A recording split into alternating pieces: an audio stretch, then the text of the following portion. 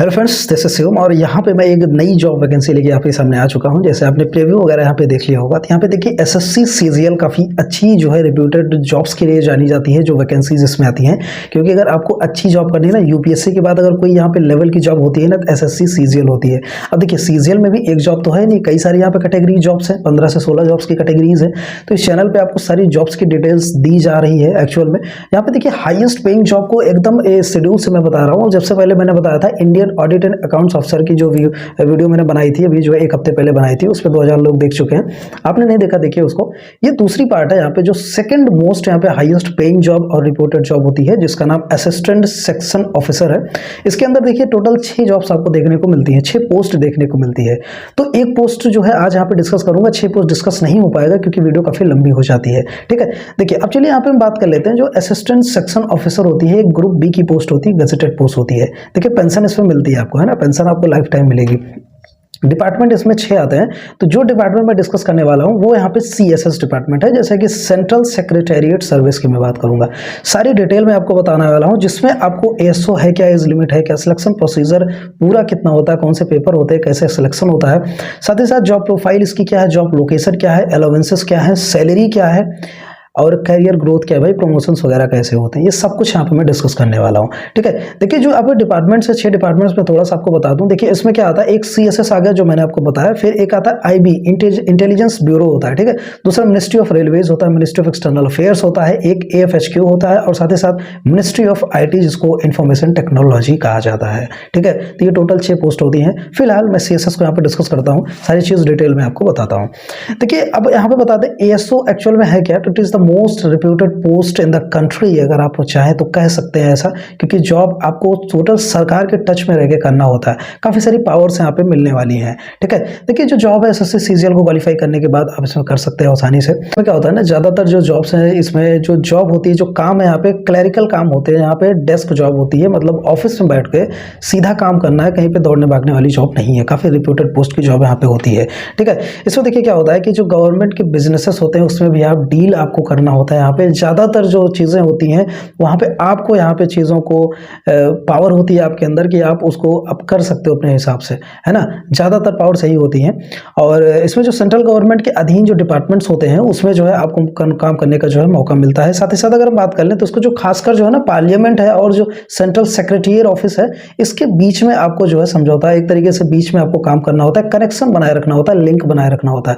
मतलब जितनी भी पावर्स हैं आपको वो हाई लेवल की मिलने वाली हैं और यहाँ पे सरकार के टच में रह के यहाँ पे आपको काम करने का मौका मिलेगा। ठीक है, तो जो किसी भी प्राइवेट जो कॉर्पोरेशन है उससे कम तो है नहीं जॉब। एसी रूम्स होते हैं, आपके डेस्क जॉब होती है, साथ ही साथ अलाउंसेस हैं, कैंटीन्स है, सब कुछ है ना। तो चलिए अब बात कर लेते हैं भाई कि इसमें आप कैसे जा सकते हो इस जॉब में। तो क्वालिफिकेशंस की बात करें, क्वालिफिकेशंस में आपकी बैचलर डिग्री होना चाहिए, किसी भी रिकॉग्नाइज्ड यूनिवर्सिटी से, फर्जी यूनिवर्सिटी नहीं होनी चाहिए। साथ ही साथ आपने ग्रेजुएशन किया हो, चाहे आप पास हो चाहे अपीयरिंग हो फाइनल ईयर में, तब भी अप्लाई कर सकते हैं। दूसरी चीज यहाँ पे बता दें आपको हम कि अगर आप ओपन से, कुछ लोग है ना ओपन से कर लेते हैं, तो ओपन से भी किए कोई दिक्कत नहीं है, रेगुलर से किए हैं तब तो अच्छी बात है यहाँ पे, है ना। एज लिमिट की बात करते हैं तो 20 से 30 साल यहाँ पे एज लिमिट आपकी हो जाती है, मतलब कि 20 से 30 के बीच में आप होने चाहिए। एक दिन भी आगे पीछे नहीं होता है, आप जानते हैं ये एसएससी का एग्जाम है। कैटेगरी के हिसाब से अगर हम बात करें यहाँ पे तो कुछ रिलैक्सेशंस भी मिल जाते हैं, जैसे कि ओबीसी है 3 साल मिल जाता है, एससी/एसटी को 5 साल, पीडब्ल्यू को यहाँ पे 10 साल हो जाता है। एक्स सर्विसमैन क्या होते हैं, एक्स सर्विसमैन जो जॉब छोड़ के आए होते हैं आर्मी और यहाँ पे आपके जो नेवी वगैरह के होते हैं उनको 3 साल का, और जो डिसेबल है उनको भी 3 साल के यहाँ पे रिलैक्सेशंस मिल जाते हैं। साथ ही साथ देखिए सिलेक्शन प्रोसीजर की अब फाइनली बात कर लेते हैं। देखिए सिलेक्शन में है क्या, आपके 3 प्रकार के स्टेज होते हैं, स्टेज 1 टायर 1, स्टेज 2 टायर 2 और स्टेज 3 आपके जो यहाँ पे होते हैं वो एक्चुअल में डॉक्यूमेंट वेरिफिकेशंस होते हैं, है ना। ये फाइनल आपके जो राउंड होता है। स्टेज 1 जो टायर 1 होता है ये ऑल राउंड है, मींस सबके लिए कंफर्म है, जो भी जॉब्स हैं, जो भी पोस्ट हैं यहाँ पे एसएससी सीजीएल के सब में करना होता है। सीबीटी मोड पेपर होता है, कंप्यूटर बेस्ड। टायर 1 इसका जो है नाम होता है। एक्चुअल में इसमें 100 क्वेश्चन आते हैं और 100 मार्क्स के आते हैं, 1/3 माइनस मार्किंग है। भाई एसएससी सीजीएल है तो एसएससी कोई भी एग्जाम्स हो, बैंकिंग एग्जाम्स हो, माइनस मार्किंग होती है 1/3 की ज्यादातर होती है।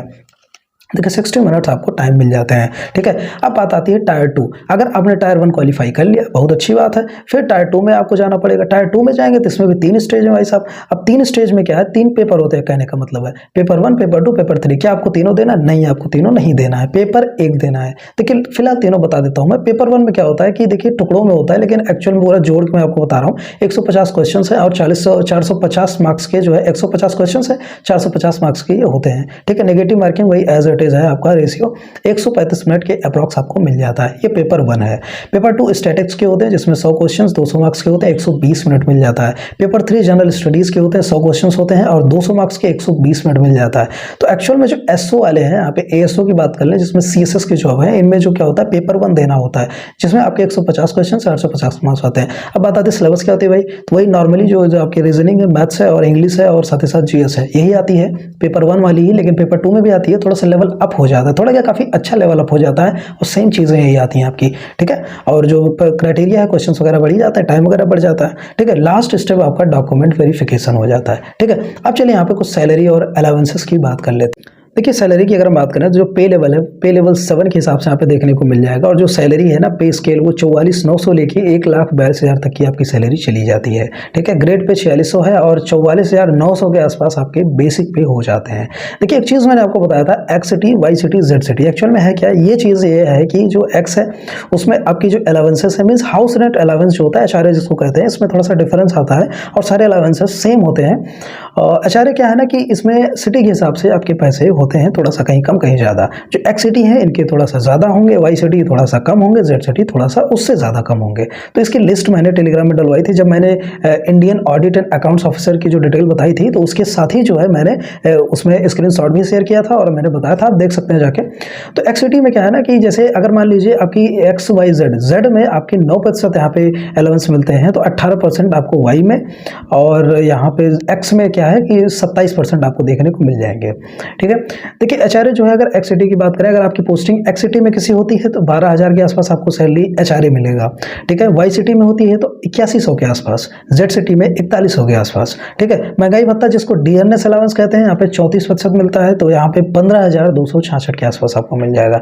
टीए कहते हैं ट्रैवल एश्योरेंस, सीएसएस में वो 3600 के आसपास। मतलब ओवरऑल सैलरी अगर निकाल दें X city, Y city, Z city की, तो एक्स सिटी में आपको जो है 70,000 के आसपास सैलरी मिलेगी, वाई सिटी में 72,000 और जेड सिटी में 68,000 के आसपास आपको देखने को मिल जाएगी, ठीक है। अलाउंसेस में क्या होता है, एचआरए होता है, डीए होता है, टीए मतलब ट्रैवल है, एचआरए मतलब हाउस है और डीए मतलब जो आपका महंगाई भत्ता है, साथ ही साथ मेडिकल है और यहाँ पे पेड अलाउंसेस भी हैं, पेड लीव्स के भी हैं और साथ ही साथ पेंशन तो है ही भाई, तो पेंशन आपको परमानेंट मिलती रहेगी। बात आती है जॉब लोकेशन की। एक्चुअल में जॉब कहाँ कर सकते हो, ये काफ़ी आती है। देखो ट्रांसफर इसमें नहीं होता है, जहाँ पे एक बार आपकी जॉब लग गई, जॉब लगती कहाँ पे, दिल्ली में लगती है। परमानेंट जॉब आपको दिल्ली में मिलेगी, कोई ट्रांसफर वगैरह की यहाँ पे दिक्कत नहीं है, तो आप आसानी से जो है इसमें आप अप्लाई कर सकते हो। देखिए प्रमोशंस की बात कर लें, कैरियर ग्रोथ जिसको कहते हैं कि क्या हो सकता है इसमें, तो अभी तो क्या है, आप एएसओ के पोस्ट पे जाओगे, 4800 की आपकी पे लेवल होती है, ग्रेड पे होता है, ये 5400 तक जाती है। कब जाती है, जब आप सेक्शन ऑफिसर बन जाते हो तो 5400 तक जाएगी। 5400 के बाद अंडर सेक्रेटरी जाते हो, अंडर सेक्रेटरी के बाद डिप्यूटी सेक्रेटरी और एट द फाइनल डायरेक्टर के पोस्ट पे जाते हो। जो मैंने बताया ना 1.5 लाख के आसपास वाली जो सैलरी लगभग गई थी, तो वो 1.5 लाख आपकी यहाँ पे डायरेक्टर के पोस्ट पे जब आप पहुंचोगे तब हो जाएगी। भाई देखिए पावर तो काफ़ी अच्छी है। समय की बात करें 9 to 5 जॉब है, पावर काफ़ी अच्छी है, डायरेक्ट सरकार के टच में हो, इतनी ज़्यादा फायदे मिलेंगे, अलाउंस मिलेंगे, इतनी पावर मिलेगी आपको, और भी बहुत सारे जो बाईपास तरीके होते हैं ना, ऊपरी जो चीज़ें होती हैं, मुनाफे मिलते हैं, वो तो मिलते ही मिलते हैं, है ना।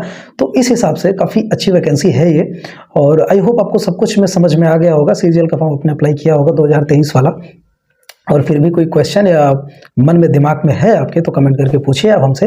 और इस चैनल पे थोड़ा सा वीडियो बनाने में लेट हो गई थी, क्योंकि मैं सेकंड चैनल पे सीटेट की प्रिपरेशन करा रहा हूँ, तो थोड़ा सा समय कम मिल पा रहा है। लेकिन फिलहाल के लिए जितनी भी पोस्ट सीजीएल की है मैं सब कुछ क्लियर करूँगा, क्योंकि सीजीएल के जब आप फॉर्म अप्लाई करते हो ना, तो जो फ्रेशर्स हैं उनको काफ़ी दिक्कत होती है। अब जैसे अगर आप एक्सपीरियंस हो, आप फॉर्म 2-3 साल से डाल रहे हो, तो आपको आई होप की सारी जानकारी होगी। लेकिन जो यहाँ पे नए हैं, फ्रेशर्स हैं ना, उनको थोड़ी सी दिक्कत होती है, भाई पोस्ट में अंदर क्या, कौन सी पोस्ट हम डालें, तो ये दिक्कत आ जाती है ना। तो इसी वजह से मैं सारी पोस्ट को डिस्कस करूंगा पूरी डिटेल के साथ, ठीक है। वीडियो कैसी लगी लाइक करके जरूर बताएं, अगर नए हैं सब्सक्राइब कर लीजिएगा ऐसी वीडियोस के लिए। Thanks for watching, have a nice day.